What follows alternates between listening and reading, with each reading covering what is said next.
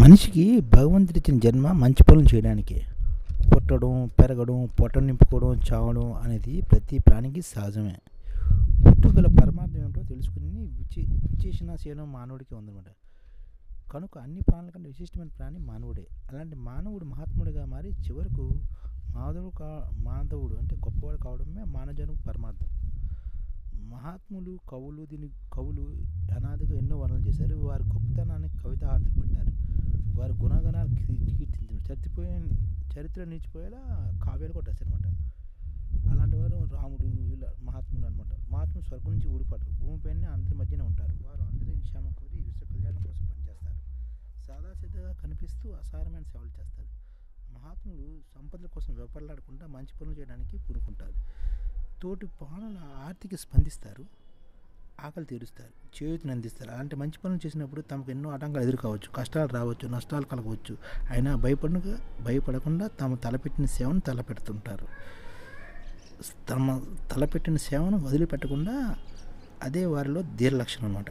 అది కష్టాలు నష్టాలు ఎన్ని వచ్చినా భయపడకుండా తాము తలపెట్టిన సేవను వదిలిపెట్టకుండా పని చేస్తూ పోవడమే వారి దీర్ఘ లక్షణం అనమాట. మనిషి బతుకు అమూల్యమే. తాను బతికే నూరేళ్ళ స్వల్పకాలంలో సమాజానికి కొంతైనా సేవ చేయాలన్న ఆశయమే మహాత్ములకి దృఢంగా ఉండడానికి కారణం. భగవంతుడు ఇచ్చిన మానవ జన్మకు సార్థం చేసుకోకుంటేనే మిగిలేది ఏమీ ఉండదు. లోకంలో ఎందరో పుడుతుంటారు, చస్తుంటారు. అందరికీ అమూల్యంగా లభించేది మనిషి వివేచనాశీలం అతని మంచి వైపు నడిపిస్తుంది. గంగానదిలో స్నానం చేస్తే పాపం పోతుందంటారు. వెన్నులో వివరిస్తే శరీర తాపం తగ్గుతుందంటారు. మహనీయులను ఆశ్రయిస్తే ఈ మూడు ఒకే చెట్లు లభిస్తాయి అన్నమాట. మహాత్మ దారిలో కనిపించే చెట్ల వంటి వారు బాటసాల చల్లనీళ్ళు ఇస్తారన్నమాట. ఆకలి వారిని తీని పనులు ప్రదర్శిస్తారు. తాము ఎండకు మండిపోతున్నా తమ వారికి ఆశ్రమించి సేవ తీరుస్తారన్నమాట. రాళ్ళతో కొట్టినా సహిస్తారు. పూలను అందరికీ పంచుతారు. ఇది మహాత్ముల నైజం. అందులో మనిషి జీవితకాలం అతి స్వల్పం. దాని సత్కర్మతో మంచిగా మార్చుకోవాలి.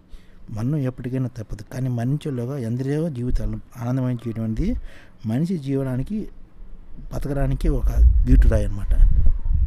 ఆ పనే చేస్తుంది మానవ దేశభక్తి సైన్యం.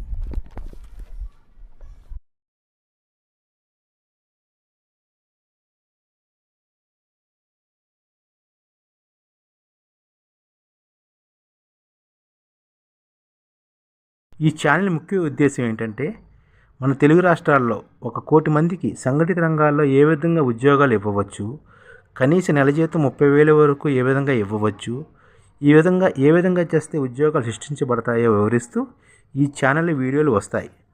అలాంటి వీడియోలు మీకు కావాలంటే మన ఐడిఎఫ్ భాస్కర్ ఛానల్ని సబ్స్క్రైబ్ చేసుకోండి. ఐడిఎఫ్ అంటే ఇండియన్ డెవలప్మెంట్ ఫోర్స్. ఈ వీడియోలు చూసిన తర్వాత మీకు నచ్చితే లైక్ చేయండి, మీ ఫ్యామిలీ మెంబర్స్కి షేర్ చేయండి, మరియు మీ ఫ్రెండ్స్కి షేర్ చేయండి. Thank you. నమస్కారం.